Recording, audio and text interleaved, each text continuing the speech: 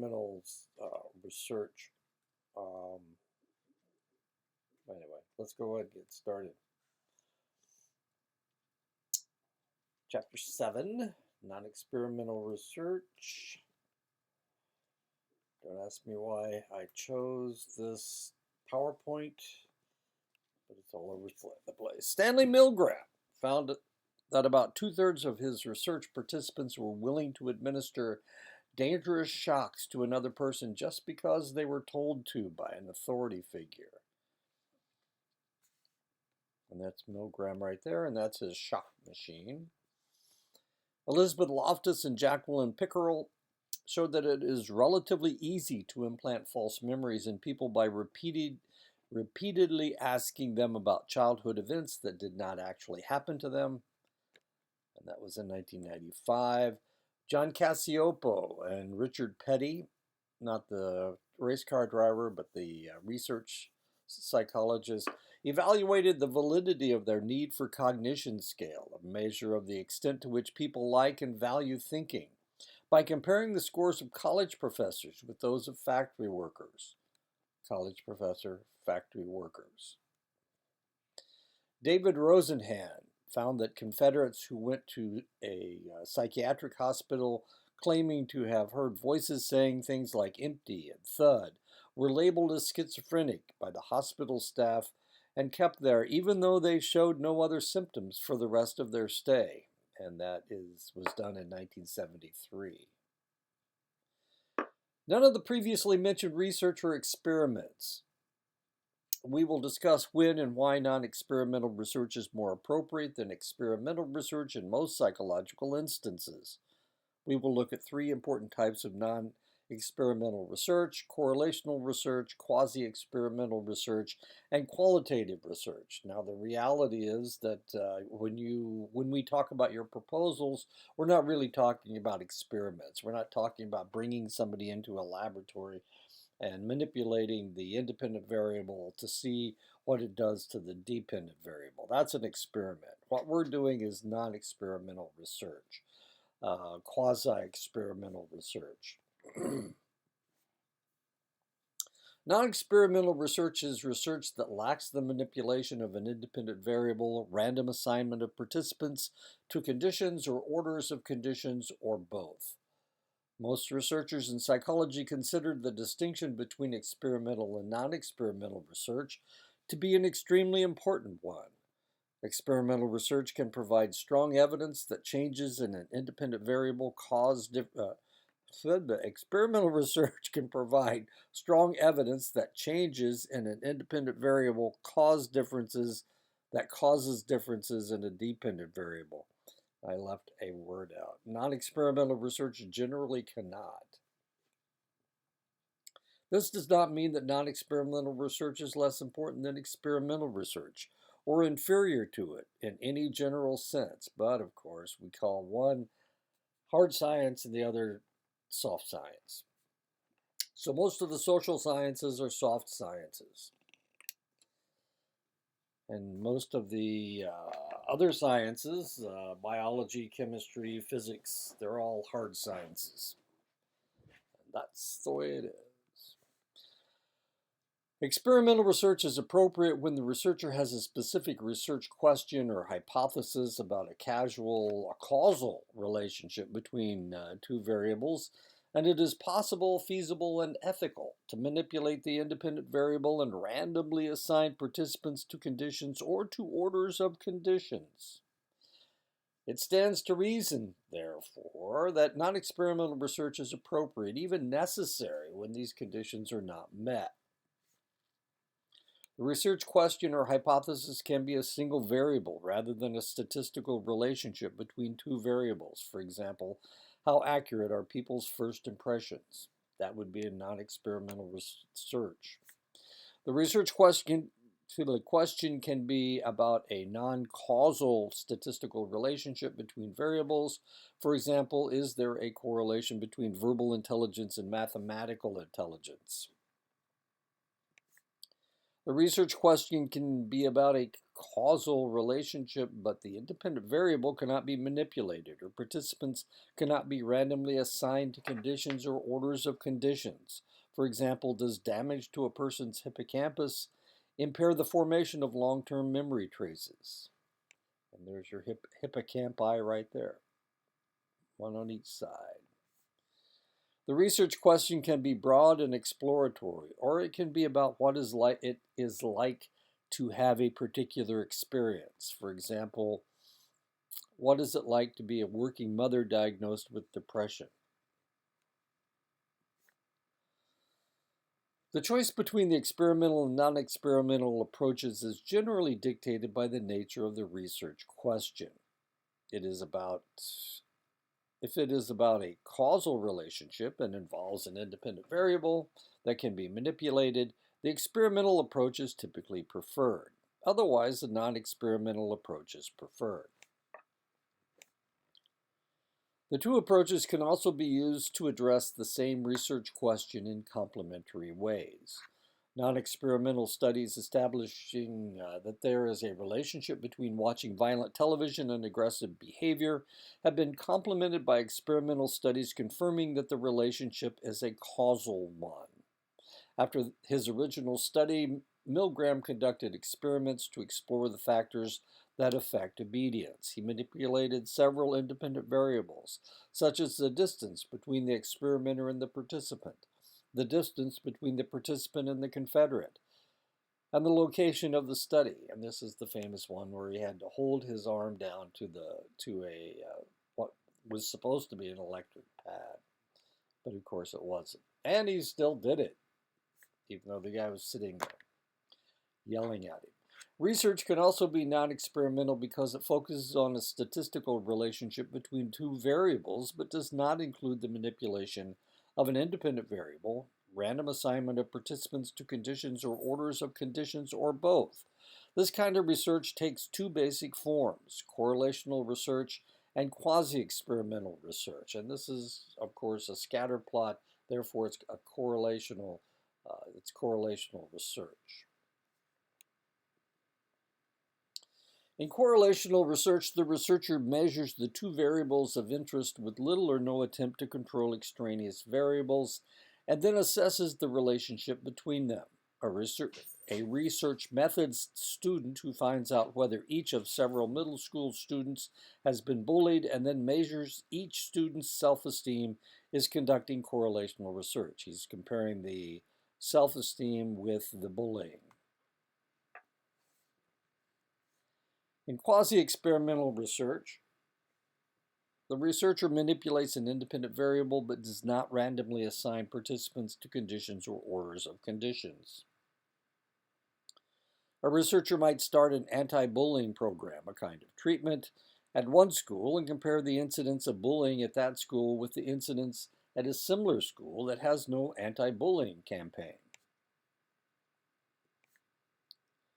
In qualitative research, the data are usually non-numerical and are analyzed using non-statistical techniques.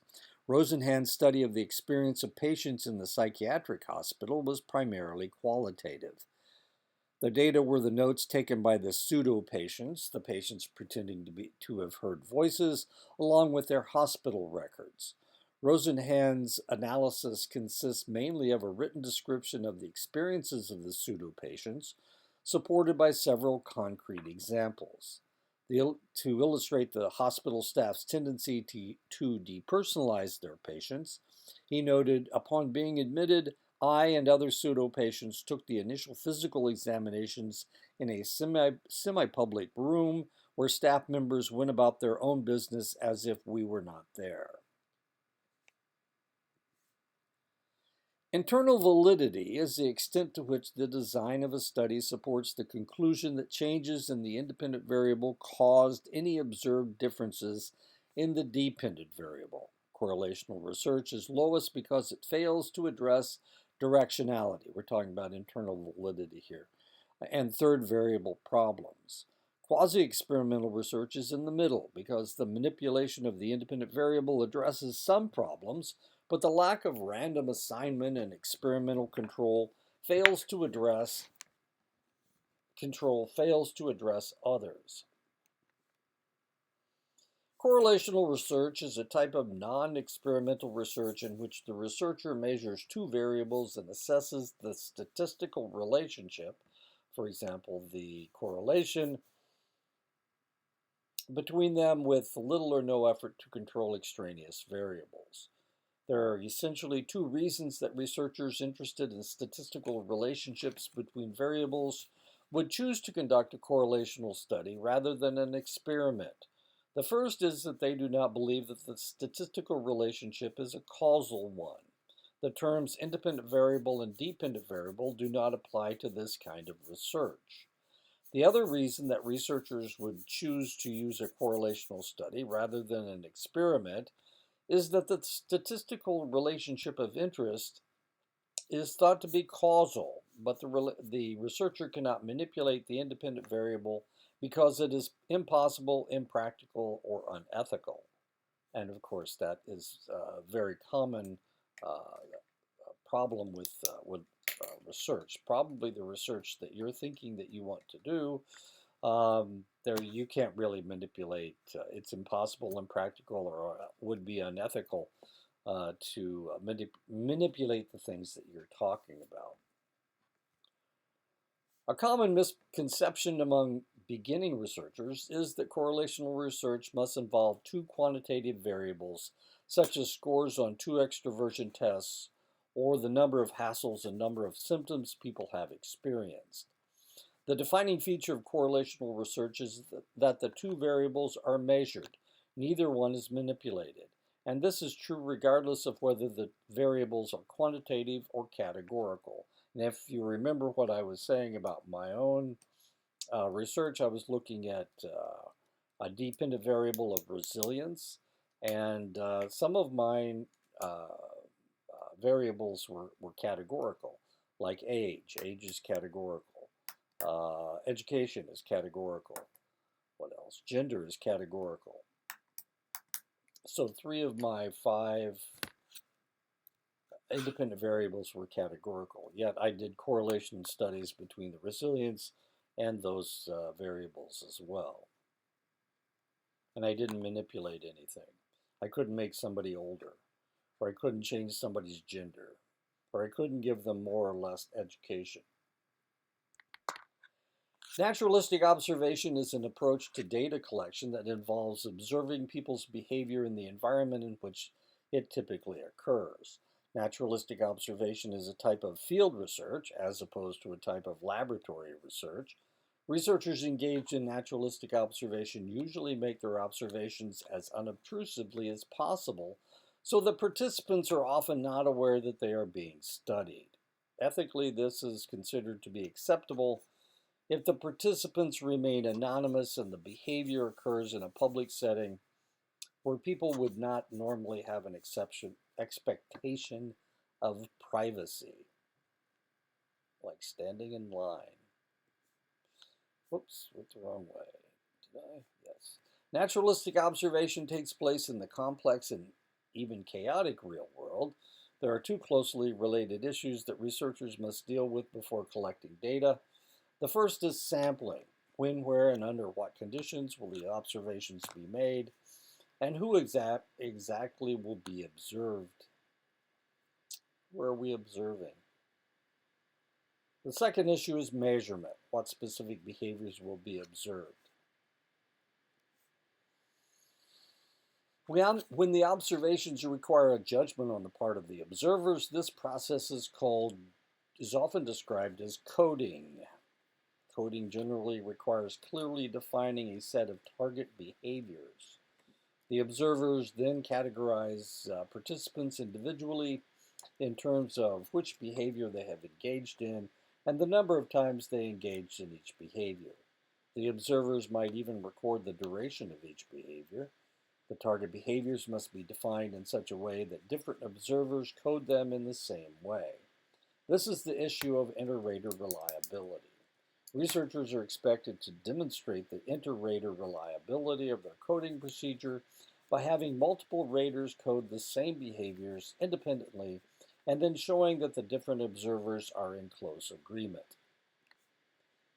Another approach to correlational research is the use of archival data, which are data that have already been collected for some other purpose.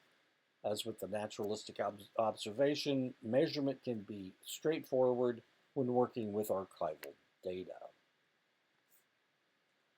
Analyzing archival data is an example of content analysis, a family of systematic approaches to measurement using complex archival data.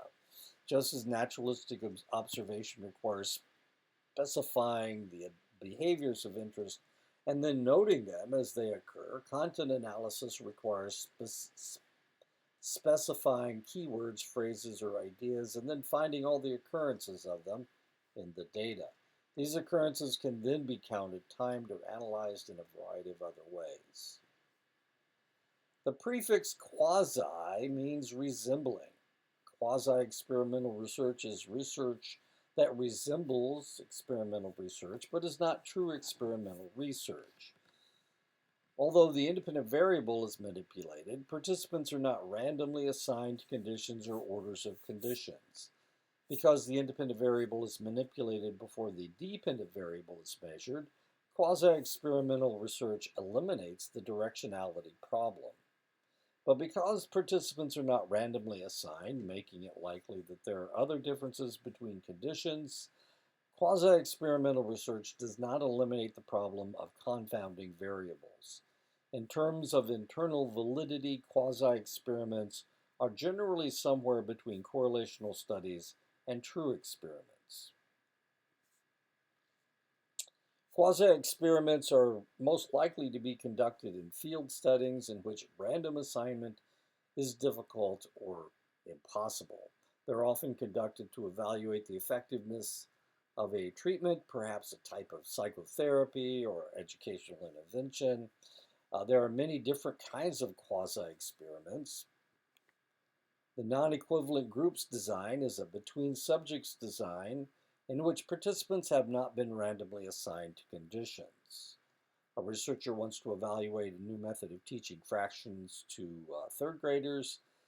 One way would be to conduct a study with a treatment group consisting of one class of third grade students and a control group consisting of another class of third grade students. This would be a non-equivalent groups design because the students are not randomly assigned to classes by the researcher, which means there could be important differences between them. If at the end of the study there was a difference in the two classes' knowledge of fractions, it might have been caused by the difference between the teaching methods, but it might have been caused by confounding variables. Researchers using a non-equivalent groups design can take steps to ensure that their groups are as similar as possible. The researcher could try to select two classes at the same school where the students in the two classes have similar scores on standardized math tests, and the teachers are the same sex, are close in age, and have similar teaching styles. Taking such steps would increase the internal validity of the study because it would eliminate some of the most important confounding variables. Without true random assignment of the students to conditions, there remains the possibility of other important confounding variables that the researcher was not able to control. In a pretest post-test design, the dependent variable is measured once before the treatment is implemented and once after it is implemented. The pretest post-test design is much like a within subjects experiment in which each participant is tested first under the control condition and then under the treatment condition. It is unlike a within subjects experiment in that the order of the conditions is not counterbalanced because it typically is not possible for a participant to be tested in the treatment condition first and then in an untreated control condition. If the average post-test score is better than the average pretest score, then it makes sense to conclude that the treatment might be responsible for the improvement. But there may be other explanations for why the post-test scores are better. One category of alternative explanations goes under the name of history. History. which refers collectively to extraneous events that can occur between a pretest and post-test or between the first and last measurements in a time series. It can provide alternative explanations for an observed change in the dependent variable. There's a lot of things that can happen between a pretest and a post-test. Uh, Puberty can happen, for one thing. They could have caught the flu and been sick for 2 weeks. Or, there's all kinds of history that potentially can happen. Another category of alternative explanations goes under the name of maturation, which refers collectively to extraneous developmental changes in participants that can occur between a pretest and post-test or between the first and last measurements in a time series. It can provide an alternative explanation for an observed change in the dependent variable, maturation.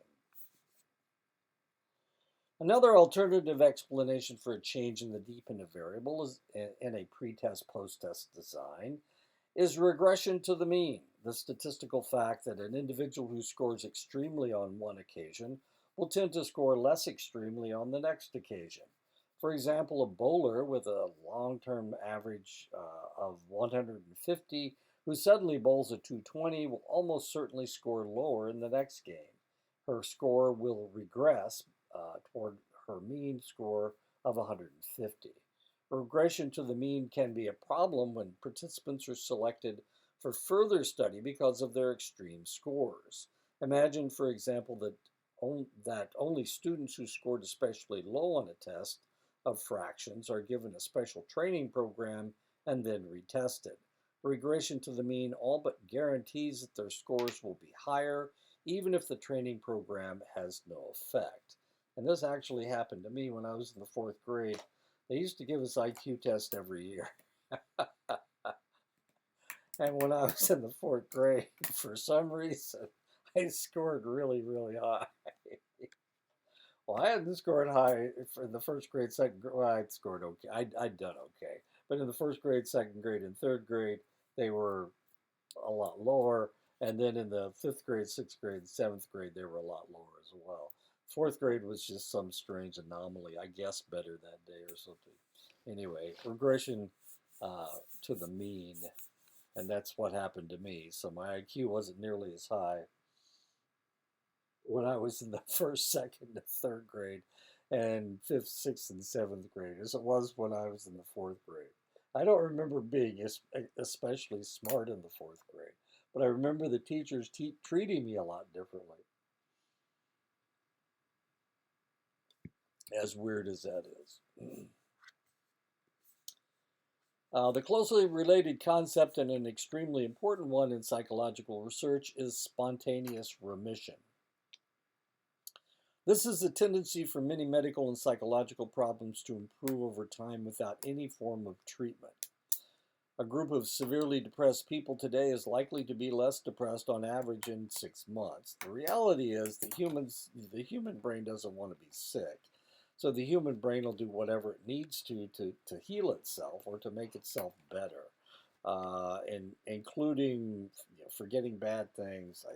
There's just a ton of different ways that we do this, but we certainly don't want to feel bad, and that's a form of spontaneous remission. In reviewing, and the same thing happens with PTSD. When somebody has PTSD, the normal thing, and the reason that most people who go through some kind of a trauma don't develop PTSD is because their brain is trying to forget all the bad stuff and not ruminate on it. So that's what happens. And that has happened to me over and over and over again. I've been divorced twice. Uh, these are traumatic events, but they don't seem to bother me, and I talk about them all the time. But why don't they bother me, and other people are just devastated by them? And the answer is that my brain doesn't want to have PTSD, so I don't really think about all these bad things that have happened to me. I don't ruminate about them. My brain has the ability to forget when it's something bad.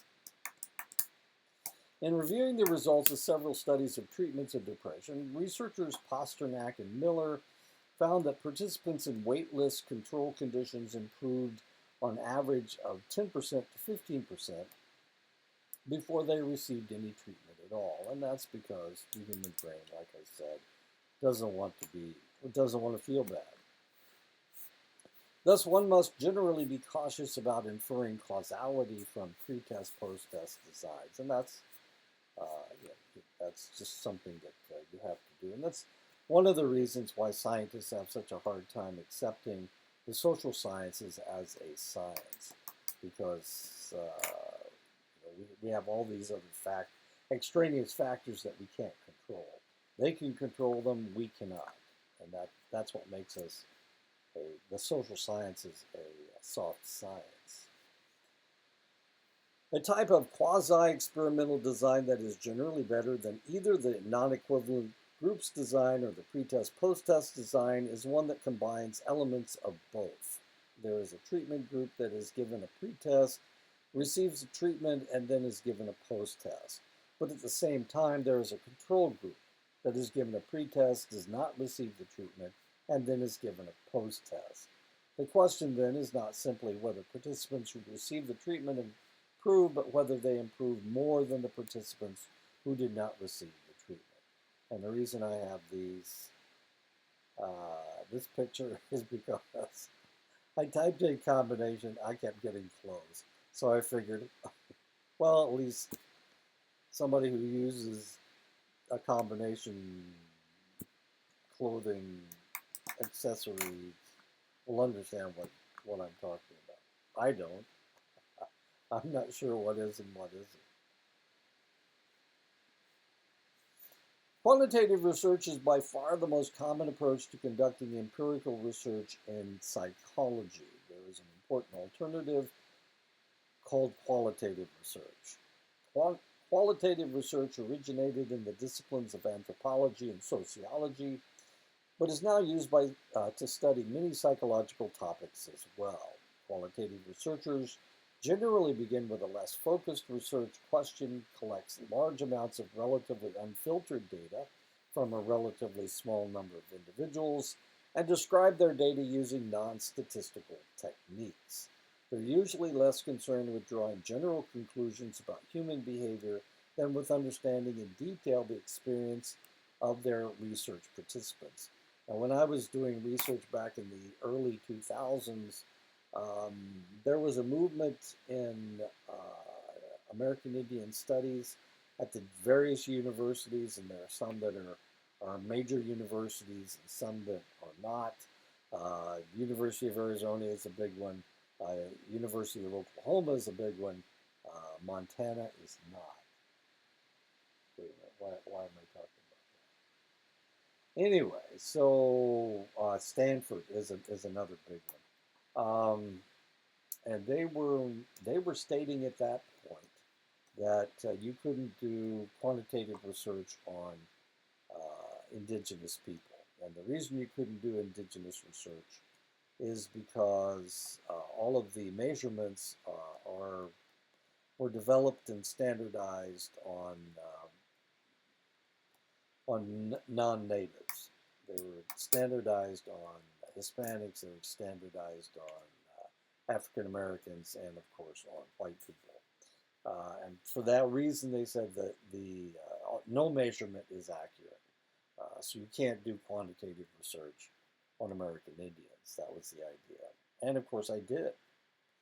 I did quantitative research on American Indians. And I lost my job because of it. Because I didn't agree with the University of Arizona. And actually, the University of Oklahoma was not that adamant about it, but Arizona was. And our dean of students had just received her master's degree from the University of Arizona. And she was adamant that you can't do that. You cannot do qualitative research on American Indians. You can't do quantitative research. You have to do qualitative research. Anyway, so now we're going to talk about qualitative research. The strength of quantitative research is its ability to provide precise answers to specific research questions and to draw general conclusions about human behavior. But while quantitative research is good at providing precise answers to specific research questions, it is not nearly as good at generating novel and interesting research questions. Likewise, while quantitative research is good at drawing general conclusions about human behavior, it is not nearly as good at providing detailed descriptions of the behavior of particular groups in particular situations. And it is not very good at all at communicating what it is actually like to be a member of a particular group in a particular situation. And that's where quantitative research comes in. The relative weakness of quantitative research are the relative strengths of qualitative research. Qualitative research can help researchers to generate new and interesting research questions and hypotheses. Qualitative research can provide rich and detailed descriptions of human behavior in the real world, contexts in which it occurs. Among qualitative researchers, this is often referred to as thick description. Qualitative research can convey a sense of what it is actually like to be a member of a particular group or in a particular situation, what qualitative researchers often refer to as the lived experience of their research participants. Now, if you read the book, and of course I'm getting most of this information from the book. The guy that wrote the book, I can't think who the author is. Anyway, he doesn't like qualitative research. He's a quantitative research guy, and most statisticians don't like qualitative research because it's the number of people that you use is a lot smaller than in quantitative research, and you can't compare it with hard sciences because it's just too wishy-washy, and it really doesn't give you a lot of definitive ideas or answers to questions. That's what quantitative research is. And that's one of the reasons why I had to do quantitative research. They had all this quantitative research.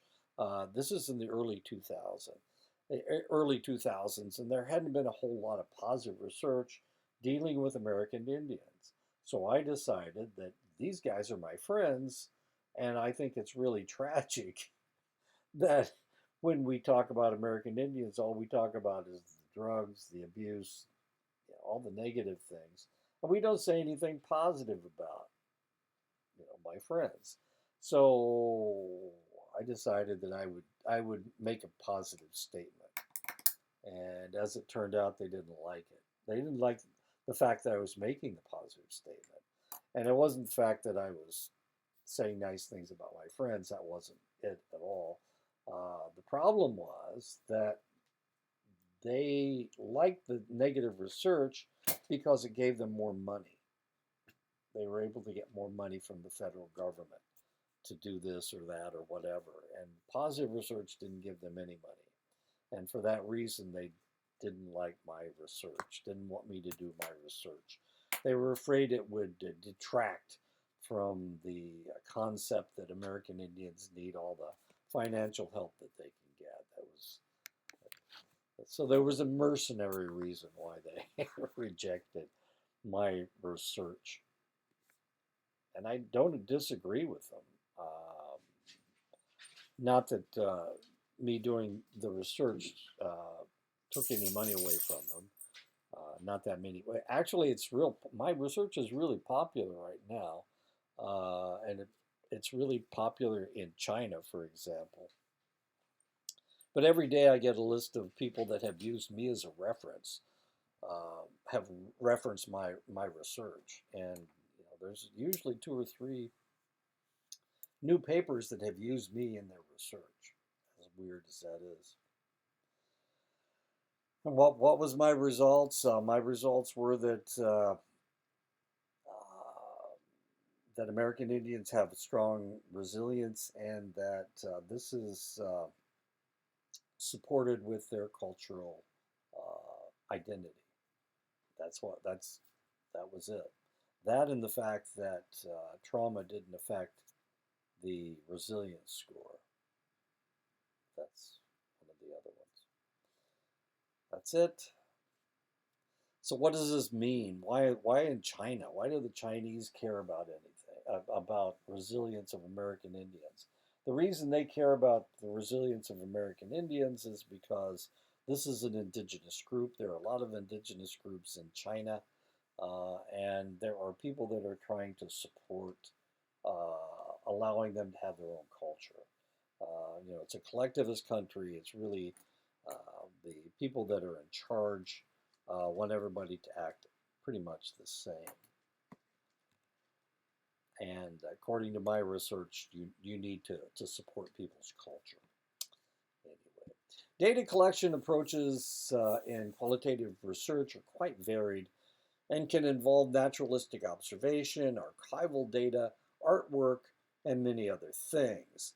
One of the most common approaches, especially for psychological research, is to conduct interviews. Interviews in qualitative research tend to be unstructured, consisting of a small number of general questions or prompts that allow participants to talk about what it is of interest to them. The researcher can follow up by asking more detailed questions about the topics that do come up. Small groups of people who participate together in interviews focused on a particular topic or issue are often referred to as a focus group. The interaction among participants in a focus group can sometimes bring out more information than can be learned in a one-on-one interview. The use of focus groups has become a standard technique in business among those who want to understand consumer tastes and preferences. The content of all focus group interviews is usually recorded and transcribed to facilitate later analyses. Another approach to data collection and qualitative research is participant observation. In participant observation, researchers become active participants in the group or situation they are studying. The data they collect can include interviews, usually unstructured, their own notes based on their observations and interactions, documents, photographs, and other artifacts. The basic rationale for participant observation is that there may be important information that is only accessible to or can be interpreted only by someone who is an active participant in the group or situation. Although quantitative, qualitative, and qualitative research generally differ, although I'm looking at the picture, that's a horse that jumps between them. You can't really see it. Although quantitative and qualitative research generally differ along several important dimensions, for example, the specificity of the research question, the type of data collected, it is the method of data analysis that distinguishes them more clearly than anything else. Once they collect the data, they code the data in terms of how often each participant mentions a trigger word, and they then use the descriptive and inferential statistics to find out whether those who mentioned the trigger word participated in a select activity. The quantitative-qualitative distinction depends more on what researchers do with the data they have collected than with why or how they collected the data. There are many ways to analyze qualitative research data. One general approach is called grounded theory, an approach of analyzing qualitative data in which repeating ideas are identified and grouped into broader themes. The themes are integrated in a theoretical narrative. This approach was developed within the field of sociology in the 1960s and has gradually gained popularity in psychology. In qualitative research using grounded theory, researchers start with the data and develop a theory or an interpretation that is grounded in those data. They do this in stages. They identify ideas that are repeated throughout the data. They organize these ideas into a smaller number of broader themes. They write a theoretical narrative, an interpretation of the data in terms of the themes that they have identified. This theoretical narrative focuses on the subjective experience of the participants and is usually supported by many direct quotations from the participants themselves. Mixed methods research is research that uses both quantitative and qualitative methods. One approach to combining quantitative and qualitative research is to use qualitative research for hypothesis generation and quantitative research for hypothesis testing. A second approach to combining quantitative and qualitative research is referred to as triangulation. The idea is to use both quantitative and qualitative methods simultaneously to study the same general questions and to compare the results. If the results of the quantitative and qualitative methods converge on the same general conclusion, they reinforce and enrich each other. If the results diverge, then they suggest an interesting new question. Why do the results diverge and how can they be reconciled?